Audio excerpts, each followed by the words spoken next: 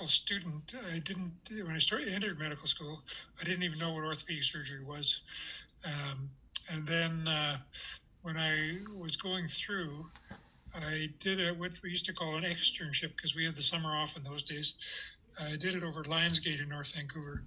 And I became very interested in surgery then.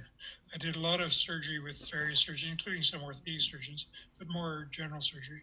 And then when I came back for my final year, I had a very, very good rotation with Joe Schweigel, who was the senior resident. And he was a dynamo and just taught every minute of the day. And I was keen. So I would go in, meet him at 5:30 in the morning and be with him till 7 o'clock every day. And I really liked it. I thought it was great. And then during my internship, we did rotating internships. I liked it then too, but I decided I was going to do surgery of some kind.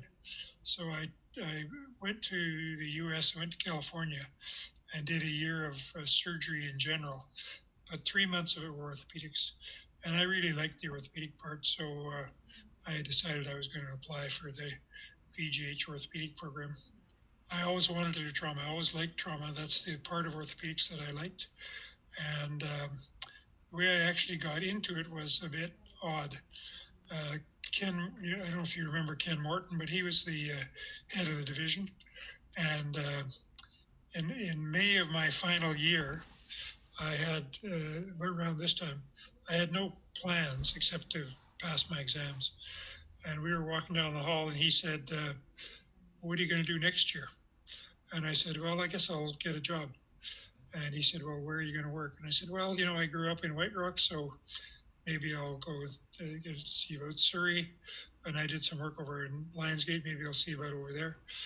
And he said, would you like to come on the staff at the Vancouver General? I had won a teaching award the year before, a resident teaching award for the Department of Surgery. And so I said, well, the only way I would do that is if I could just do orthopedic trauma and start an orthopedic trauma program.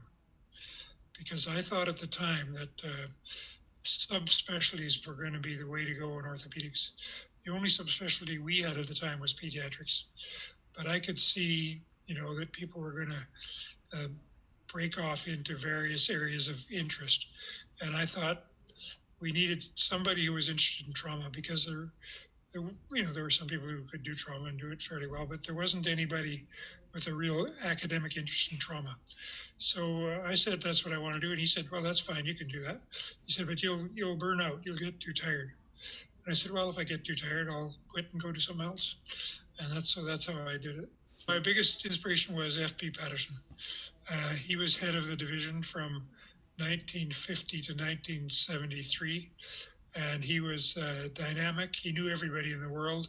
He was hardworking. He was a hard driving guy. You couldn't fool around. He hated dishonesty, and we had a lot in common. And so I thought he was great. But I have to say that once I started orthopedic trauma, one of my very, very favorite people was Hans Villenegger. Hans was one of the 4 founders of the AO, and he came to visit me in Vancouver, stayed in my house, and did a weekend of orthopedic trauma and spent hours talking to me. And he was just an absolutely perfect person for an academic surgeon. And he wasn't an orthopedic surgeon, he was a general surgeon. But he was a guy who I thought, this is someone whose attitude you should follow. And so I think I hope I did. Yeah. AO was really just getting started when I started orthopedic trauma, and that was 1974, 75. And they were starting to do courses in Canada, and they were looking for teachers.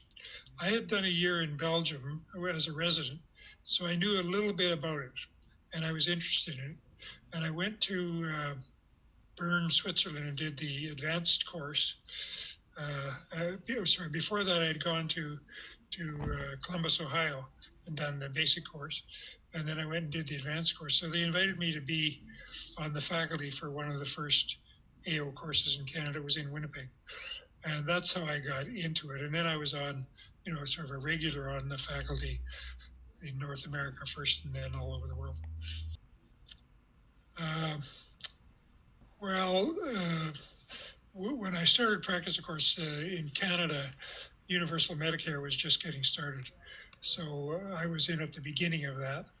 And that, of course, was a huge change over the next 50 years. Um, but in orthopedics, the biggest change I noticed, what I think was subspecialization in academic orthopedics. And the development in orthopedics of internal fixation. The history of internal fixation is sort of interesting, and it's related to infection because in the early days you couldn't do internal fixation on bones because you'd get osteomyelitis, and then in the late 30s or mid 30s, sulfa drugs came along. So people like Kunchner and people like that were doing some internal fixation because they could treat the infections with sulfa drugs. And then shortly after that, penicillin came along. And that really opened it up, and people started to do internal fixation and external fixation. And then in about 1952 or 3 or something, the penicillin resistant infections came along, and it almost killed it. People went back to conservative treatment, and then as methicillin came along and had better control of antibiotics and infections, then it really burgeoned. And so I think the biggest difference was the rigid internal fixation fractures and wide use of interventional nailing. Back in the day, I was always of the impression that if you were injured at 10:01, you were perfect at 10. And you couldn't deteriorate that fast. So the faster you got treated, the better it seemed to me, within reason. It seemed to me that you weren't going to get fall apart in a short time.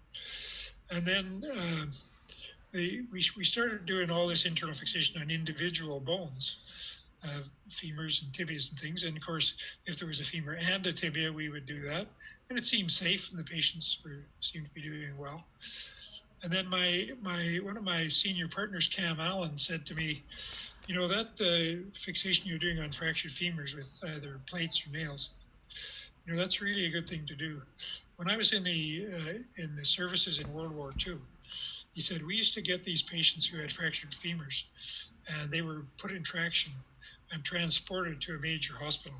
And a lot of them would get sick and die before they ever got there from, fat embolism, ARDS or something.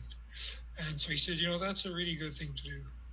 And then I was at an AO course teaching an AO course in Switzerland. And I was talking to Tom Rudy. And he said, we're doing more and more fixation on people with multiple injuries, and we think it's really good.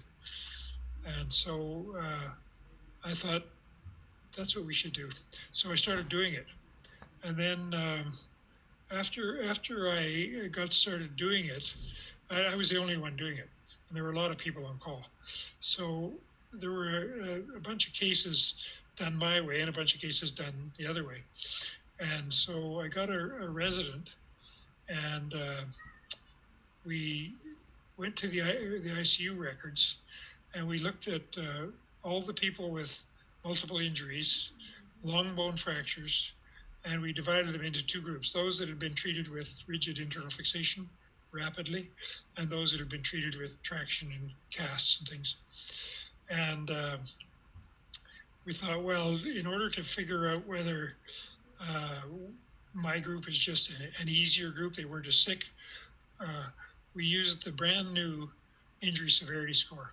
So the injury severity score had just been published a few maybe a year or two before that, and I had studied it. And so we compared these two groups using the injury severity score, and we showed that the injury severity score were the same. And yet the mortality in the group treated with this, quotes, dangerous, rapid, big surgery, internal fixation, was 5 times less than the mortality in those treated in traction and casts. And we didn't know exactly why, but when we looked at the charts, it seemed that they were having respiratory deaths. It seemed that the problem was they couldn't get control of their respiratory system adequately. And so it was a bit rudimentary, but it was one of the first real attempts. I think it was the first real attempt to compare the two types of treatment. And then I didn't publish it right away. I started to teach it at AO courses. And then John Border, who you've heard of, was really keen on it. He thought this is absolutely right. He was very keen on fixing femurs particularly. And then some guys in Texas, Ken Johnson and somebody, went on and did a more of a randomized trial, and they found essentially the same thing. So I've always thought it was a good thing. When they got down around to doing, we'll put the external fixation on them for a few days and then see how they do, kind of thing. I wasn't against it, but I didn't see any evidence that it was better, and I thought it was probably worse. I thought, you got a patient in the ICU, they got an external fixator in for 4 days, they're going to be infected. Everybody in the ICU is infected with an external fixator. And I just thought it was not a good thing to do. And I never saw, I saw a lot of work done on it, but I never saw anything that showed me that getting on with it was a bad thing to do. So that's what I think about it. Get on with it. What's your advice to younger surgeons and people maybe my age or just starting out? Well, you're old and you got your own ideas. I don't need to tell you anything.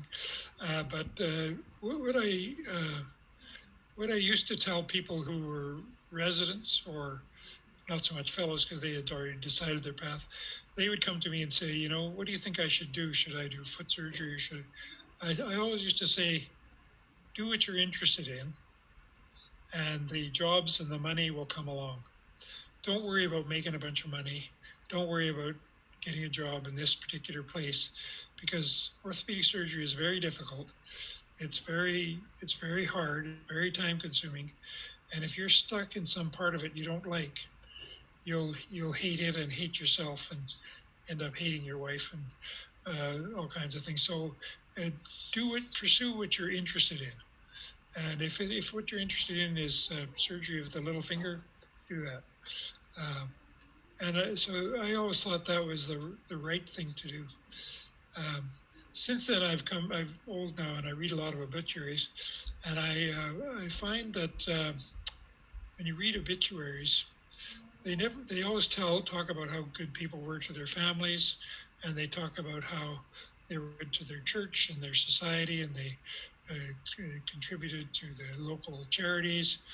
They never say, oh yeah, he bought a brand new Mercedes every second year, and oh yeah, he started off with a 30-foot yacht, and 15 years later he had a 60-foot yacht. People in the end of your life, people never seem to think it's a big deal how much money you had and how many bigger toys you had. They always seem to look at what you did and what kind of a person you were.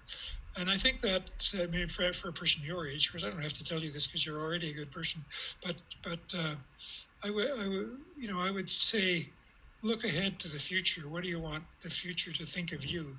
And they're not going to care whether you had a Rolls Royce or not. They're going to care what kind of a person you were, how you treated your family, how you treated your work and your business and your society. So that's I guess what my philosophy was, and I hope remains.